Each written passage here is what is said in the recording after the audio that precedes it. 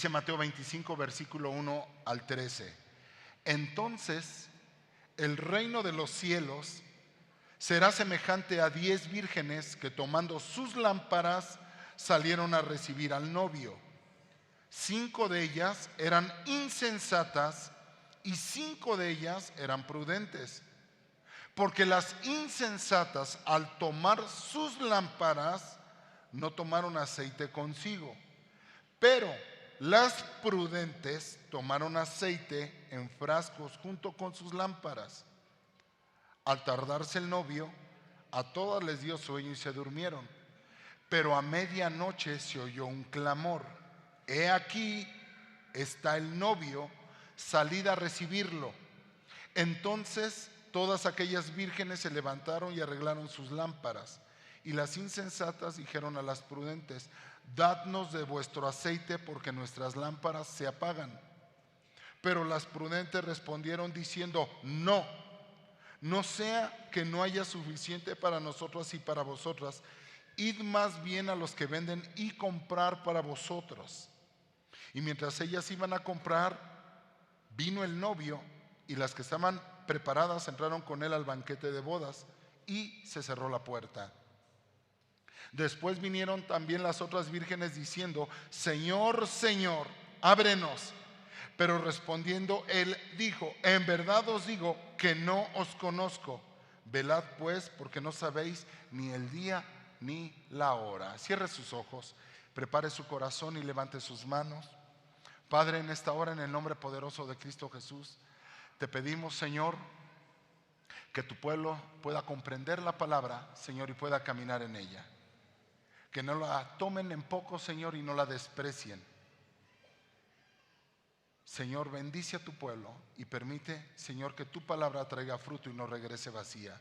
Te pedimos en el nombre de Jesús que desates los corazones y las mentes, y que todo aquello que esté perturbando en esta hora, Señor, a cualquiera de tus hijos en este momento, Señor, tus hijos, Señor, puedan tener la paz, Señor, y preparar su tierra para recibir la palabra, para que a través de ella también traiga mucho fruto, en el nombre poderoso de nuestro Señor Jesucristo. Amén y amén.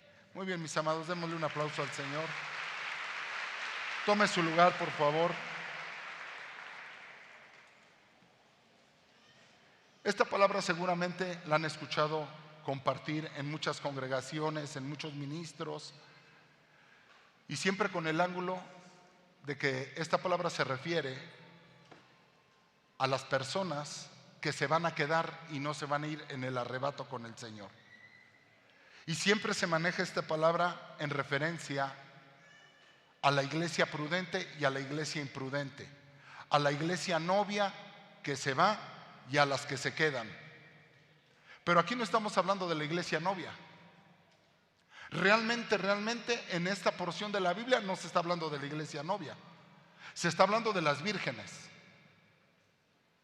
que acompañan a la novia. Realmente no se refiere a la iglesia novia, si así fuera el caso, para los que han predicado así sobre esto. También sí se puede aplicar a la iglesia novia, a la iglesia que se va y a la iglesia que se queda.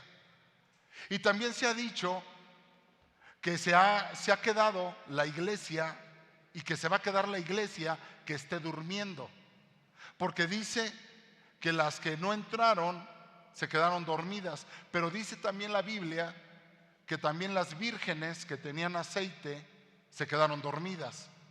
Así es que se durmieron las prudentes y se durmieron las insensatas. Ambas se durmieron. A ambas les cayó el sueño. No fue ese el problema. El problema realmente radica en que no había unción en unas y en unas sí había unción. El tema de esta mañana se llama revelación sin unción es perdición. Revelación sin unción es perdición. ¿Por qué vamos a hablar de este tema ahora? Porque aunque esta palabra sí nos da varios enfoques, yo quiero que usted la vea en relación a su vida. Hay muchas personas muchas personas, incluso ministros, ministerios, personas que incluso son cristianas y no cristianas, que pueden conocer la palabra de Dios mejor que un cristiano, incluso mejor que un pastor. El diablo, que el Señor lo reprenda, y nosotros también en el nombre de Jesús, porque la palabra dice que lo ha puesto debajo de nuestros pies. Dice la palabra del Señor, bueno, hay muchas personas y vemos que Satanás, conoce la palabra mejor que cualquiera de los que esté aquí. Incluso utiliza la palabra para desviar al pueblo de Dios. Incluso utilizó la palabra para atacar al Señor Jesucristo y sacarlo del propósito del Padre. Satanás conoce la palabra, los demonios conocen la palabra. El problema es que los hijos no conocen mucho de la palabra. Pero hay personas que pueden conocer mucho de la palabra. La mayoría de las Biblias está hecha por teólogos ateos. ¿Cómo puede ser un teólogo ateo? Un teólogo es el que estudia la palabra de Dios. Teo es Dios, logos es palabra. Y la mayoría de sus Biblias que tiene usted fueron escritas por teólogos ateos, o sea, que conocen mucho de Dios, pero no conocen a Dios, aunque usted no lo crea. Hay mucha gente que habla de Dios, pero no conoce a Dios. Los hijos de Elí, dice la palabra, que eran sacerdotes, oficiaban delante del pueblo, tomaban de las ofrendas, pero no conocían a Dios y eran hijos del sumo sacerdote.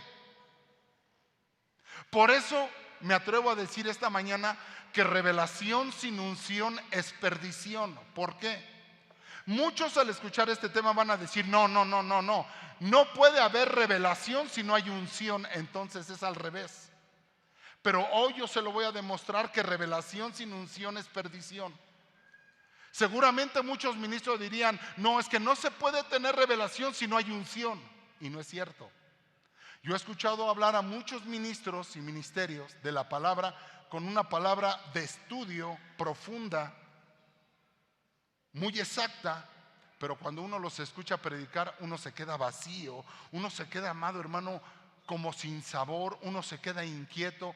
Me ha tocado llevar a mis hijos a algunos congresos donde hemos estado con algunos ministerios y mis hijos dicen, papá, hay algo.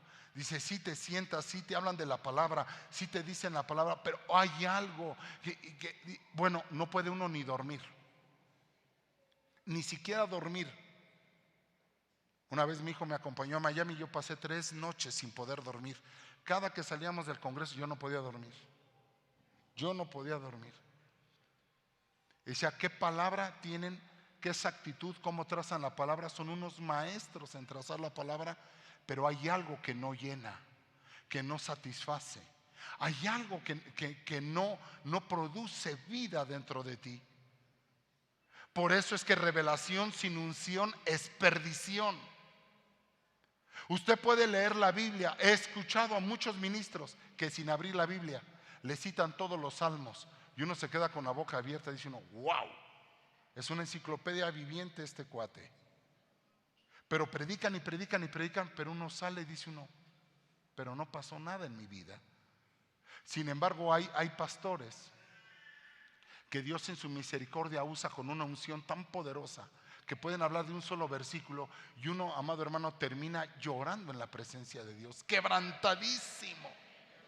He estado en lugares indígenas, donde no saben tocar el piano, no saben tocar la guitarra, apenas si pueden hablar español, tal vez hasta cantan en un dialecto. Y usted está ahí y sin conocer lo que canta, nada más por la tonada, usted sabe que alabanza están tocando y uno cae quebrantadísimo, llorando y con un canto todo el culto. Un solo canto, todo el culto, porque no se sabe en otro. Y uno termina quebrantadísimo. He visto gente tocar que son profesionales. Tocan el bajo, la guitarra, hacen unos requintos. Increíble la música que cantan, pero uno los oye tocar y dice uno, no se mueve nada del corazón. Cuando iniciábamos la iglesia, llegaba una persona que era un músico profesional y decía: yo soy cristiano de cuna cristiana y de linaje cristiano de varias generaciones. Veo que ustedes no saben tocar mucho. Yo tenía en aquel tiempo, el grupo de alabanza era de niños. Mi hijo tenía 5 años, tocaba la batería y se perdía ahí. Jonathan agarraba el palo de lluvia y apenas si lo podía mover de un lado a otro, estaba chiquito, el palo de lluvia lo rebasaba.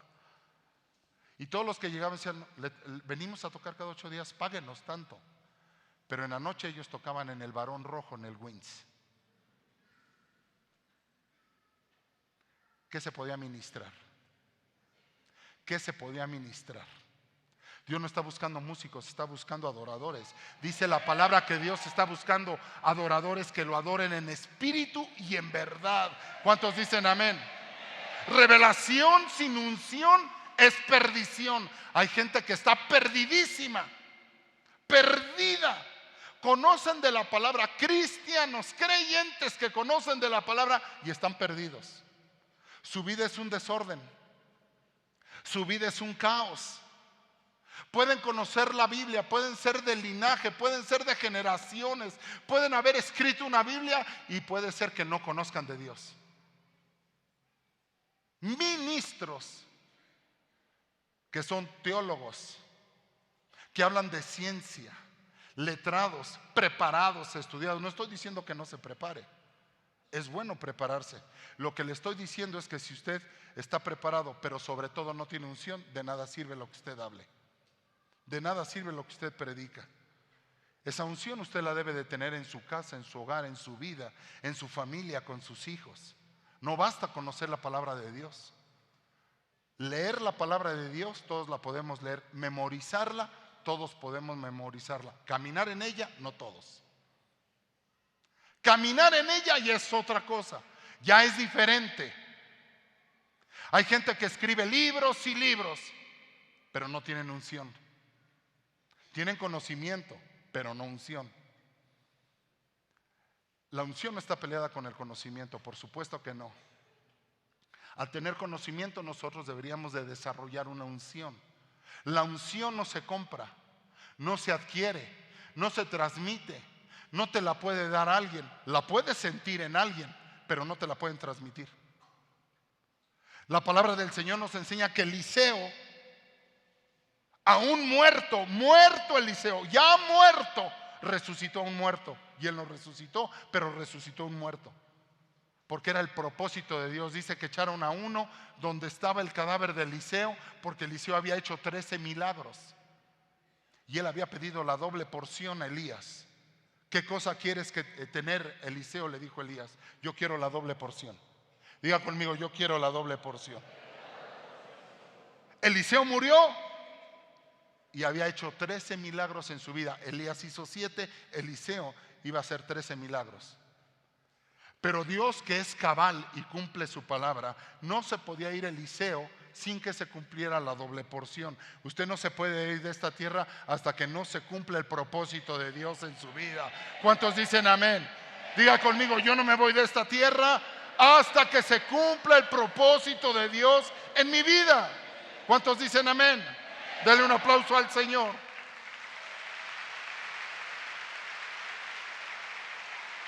Así es que Eliseo muere, lo echan en una fosa común, porque no era personal, era la fosa común donde se ponían a todos, y muere un soldado en la guerra y lo van a aventar donde está Eliseo.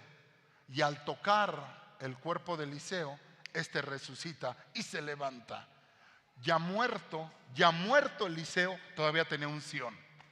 ¡Qué poder de Dios! ¡Qué poder de Dios! Porque la unción hace levantar a los muertos. La unción, amado hermano, provoca milagros. La unción abre mares. La unción, amado hermano, abre ríos. La unción trae el pan del cielo. La unción provoca la sanidad. La unción trae milagros a nuestra vida. Por eso no se trata de meterse a un lugar por meterse, ni escuchar a quien sea. Nosotros necesitamos tener una palabra que tenga unción y que provoque un cambio en nuestra vida, una transformación. Usted puede ir a eventos donde haya 10,000, 20,000, pero si no hay unción, fue un evento más. Usted puede estar en una iglesia donde haya 5 y diga, aquí está la palabra y nada más es para mí, y no hay unción. Dice la palabra del Señor que estas vírgenes, amado hermano, 5 de ellas eran prudentes y 5 eran insensatas. Y dice la palabra del Señor, el reino de los cielos es semejante a estas 10 vírgenes. Y mire, dice que 5 de ellas eran prudentes y 5 insensatas. El número 5 nos habla de cobertura. La mano perfecta de Dios, los 5 ministerios. Hoy hay teólogos que dicen que los 5 ministerios ya no existen. Y pueden dar todo un estudio de que los 5 ministerios no existen, pero yo veo aquí lo que dice el Señor Jesús. El reino de los cielos es semejante a 5 vírgenes prudentes y 5 vírgenes insensatas. El número 5 nos está hablando de la mano poderosa de Dios, del ministerio apostólico, profético, evangelístico, pastoral y magisterial. Hay iglesias que tienen cobertura y hay iglesias que no tienen cobertura. Hay iglesias que reconocen los 5 ministerios y hay iglesias que dicen que no reconocen los 5 ministerios. Si eran 10 vírgenes, el número 10 nos habla de totalidad.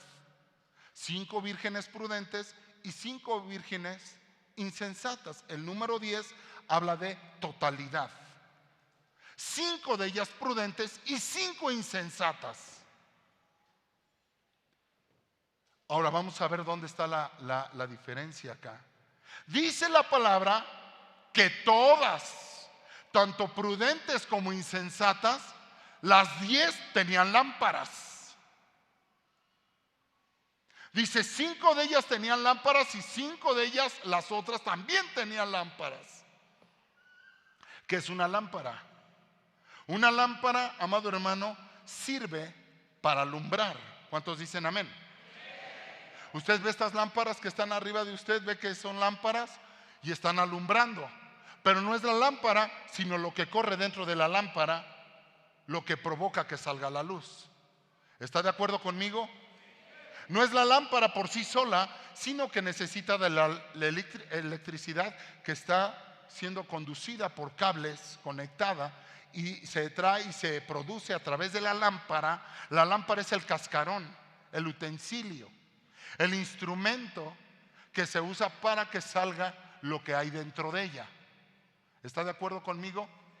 La lámpara, amado hermano, se utilizaba, era un utensilio que se usaba en las procesiones cuando el novio iba a ir por la novia. Recuerde que en este caso el novio es Jesús, es el esposo, y la novia puede ser la iglesia. Así es que estas lámparas eran usadas para procesiones nupciales, para recibir al novio.